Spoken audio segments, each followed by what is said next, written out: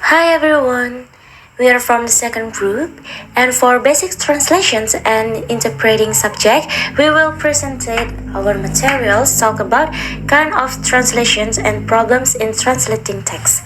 But before that, we would like to introduce ourselves. My name is Anak Agung Ira Anjani. You can call me Gung Ira, with student ID 2211171023, and my friend's name is Nimade Cindy Julia Kartika with student ID 2211171107, and the last member, her name is Nim Putu Witari Dita Siwi with student ID 2211171191.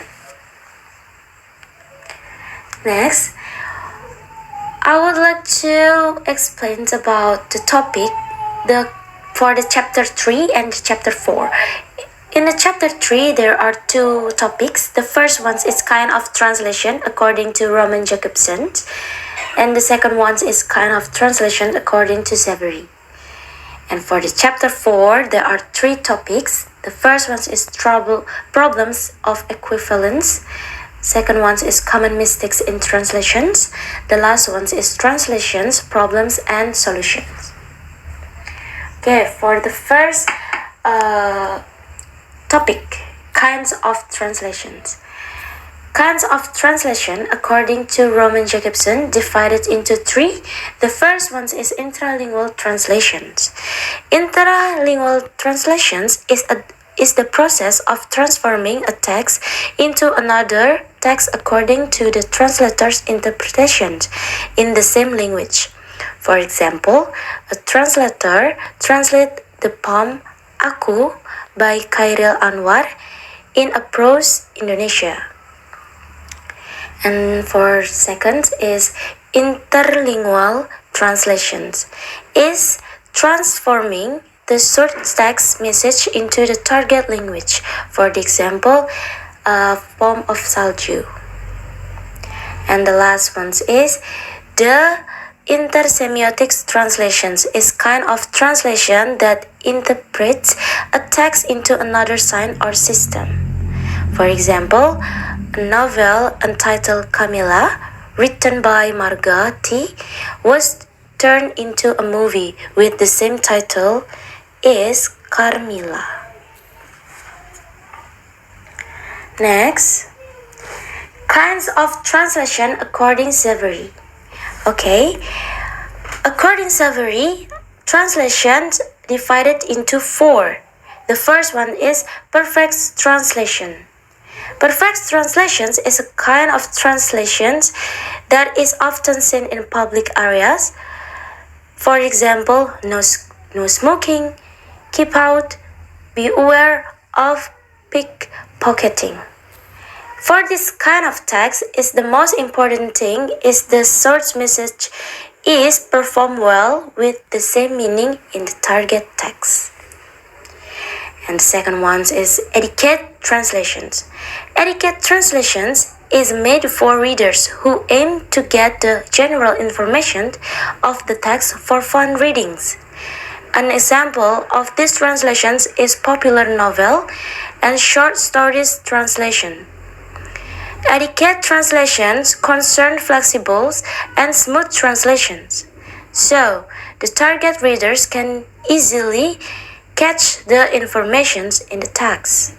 For example, a translation of a novel entitled Harry Potter written by J.K. Rowling into Indonesia. Next is the composite translation. Is a series translations of literature. The translations is made well enough to make the message, meaning, and style of the source. Text can be performed well in the target language. For example, the translations of The Old Man and the Sea is translated to be Laki-laki tua dan laut by Sapardi Djoko Damono. And the last one is research and technical translations. Research and technical translations is a kind of translation made for translating texts related to science or techniques. For example, translating books relates to computer science from English to Indonesia in order to develop the information about computer in Indonesia. Next, for the chapter 4, the first topic is problem in translating. Right? Okay, the first one is problems of equivalence. The translations of idioms takes us to a stage where further in considering the questions of meaning and translations, idioms like puns are culture bound. And for the common mistake in translation will be continued by Cindy. Thank you. Next, I will explain about common mistake in translation. The first one is the translator leaves out some of the text that appeared in the search document, such as a paragraph, a sentence, a phrase, or an item in the list that does not require translation, such as a telephone number. So it's not required. All content in the search document should appear in the translation document, including numbers, title, and illustration. So the translator should find this mistake in their review. The second one is the translator misinterprets the meaning of the text, and the final translation gives the wrong message. For example, no with the commas, benefits will be provided anyway, is translated as no without commas, benefits will be provided anyway. Next, the translator incorrectly identifies abbreviation or misinterprets specific terminology. For example, the translator writes CIS means Customer Information Site. Next, the translator includes text or examples that are culturally inappropriate for the intended audience. And the next and the last one, the translator is inconsistent in using or defining keywords. Throughout the document, this is part of the same body of work. Inconsistency can be confusing to the readers when the information being presented in the new to them. Next, we will move to the translation problem and solution. The first one is title. So, title is choosing the right words in the title can be attract readers to read it. We often find that many books that have been translated will experience change in the title of the books. This eventually becomes an anxiety for the author of the books as well as the readers. Sometimes, a complete change is required to make the book sellable in English-speaking country, and difficult decision may have to be made by the publisher.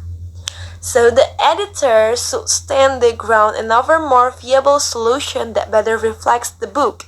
For example, Sandra Smith, who translated Sue Francis, was concerned about the decision to leave the title in French for the American market, but was proved wrong. Sweet Francis was one of the top 100 best-selling books in the UK in 2007. So, literal translations are often a doubtful mistake when it comes to the titles. An editor and translator must be prepared to be creative.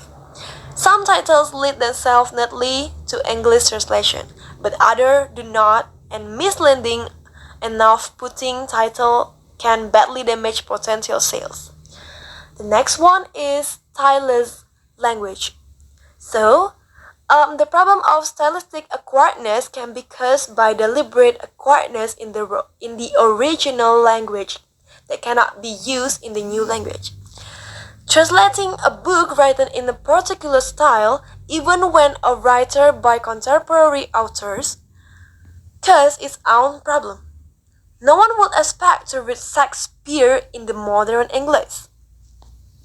In older works, translators are often required to search and examine original material and critiques in both language in order to establish the correct mood, tone, and style.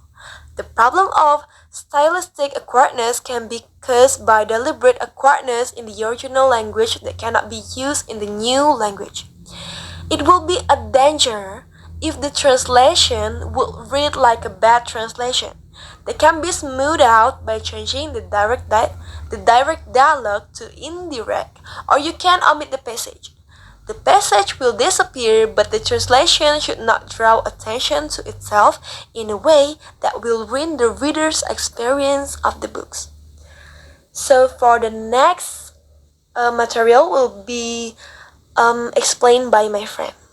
Okay, next is regional dialect. The rhythm and pattern of a foreign writer's language is a part of what makes them interesting when that thin line is accessible to English-speaking readers, thus making them like English writers, and it would be a mistake if you omitted it altogether. Sometimes idioms need a little explanation for English readers. Hanan is one translator who upholds the authenticity of the local language in the books she translates because he wants to preserve the idioms. Hanan says that many people think Arabic sounds old, classical, an old language, but you need to approach it with a modern view. Although many unfamiliar cultural references will weaken a book and lose readers, there should still be a distinct essence because some languages require lengthy explanation, and making them impractical will also force translators to rely on glossaries to provide explanation. Next is strong language. There are many words that we encounter in any writing, including swear words, that are an integral part of a book, and the difficulty is how the language is accessible and relevant without being offensive. In some cultures, swearing is customary. The swear words are acceptable to some and disrespectful to others. Martin Beeker says that often translators will omit strong language in the original without realizing it because they are uncomfortable with it. For example, the robot Chandler had problems with impolite language in translating the railway. He said that the coarser swear words in Russian sounded ridiculous when translated literally, so he simplified the coarsest language. Next is colloquialism. Colloquial considerations are the same as swearing. Martin Beeker says that the most important issue in slang is appropriateness to the time. What this is will still work up to date. Look for translators who are sensitive to cultural differences and colloquialism. It can also be a problem to get a right translator for the job. Hiring a translator who has a good knowledge of the colloquial language of their home country can also help convey the meaning and produce an appropriate English equivalent. This way, the reader won't feel confused and also won't be left out of the loop. Next is humor. In this case, the translator and editor must decide which is important for the passage. Just like a slang, humor can be also a problem for translators. Something that is funny when translated into English may not be funny. It may not be fit the context of the book itself and often seems nonsensical. Robert Chandler says that humor tends to be an easy thing to lose in translation, jokes having something in common with darts and arrows. If a joke is to hit the mark even when the cultural context cannot be taken on face value. Not all puns in the original language can be translated. Martin Rickers also agrees that the most successful translation of jokes are most likely to be alternations rather than literal translations, such as switching off the joke from the original language to the new language. These equivalents have to be found in the new language, and sometimes they have to be cut or different puns have to be invented to maintain the liveness of the play. In this case, the translator and editor must decide which is important for the passage. Next is untranslatable words and culture-specific references. The references must be clear.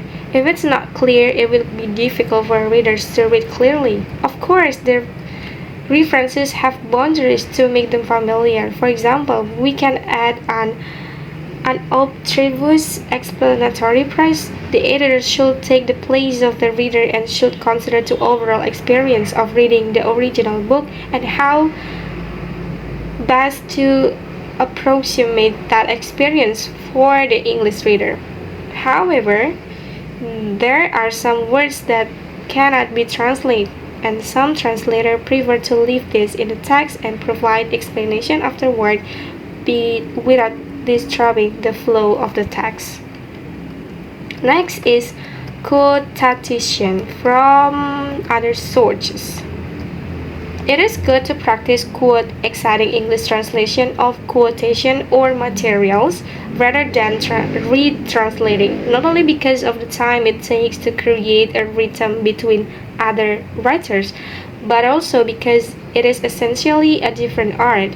The demands of finding new vocabulary, figures of speech and meaning, and creating rhythm become insurmountable problems, but often writers do it on their own because there is no English equivalent. Some quotes are untranslatable and should be discharged. They should clarify their meaning and relevance to the text. In this case, the translator should be given permission to make appropriate changes, which should be discussed by the author and editor. Sometimes the insights provided by the authors can confuse editor and translator. Sometimes a small note will clarify the meaning and leave it the original language. The sources used for the translator are given to the editor along with the translator's notes. In some cases, permission is required to produce someone else's translation. And the last one is difficult languages. There are some languages where there are very few high-quality translators, forcing publishers to either not translate or to rely on the joint efforts of linguists and native speakers to get the translation right. English is often a bridge language to other languages such as Finnish and Dutch. Publishing translation is particularly good in English as it opens up the possibility of further translation of the title into other languages around the world. This should be something the translator can remember throughout the process. Translators who do this will be reused by paying and giving proper credit in new translation. Permission must be also obtained from the right holders of the translation and original work.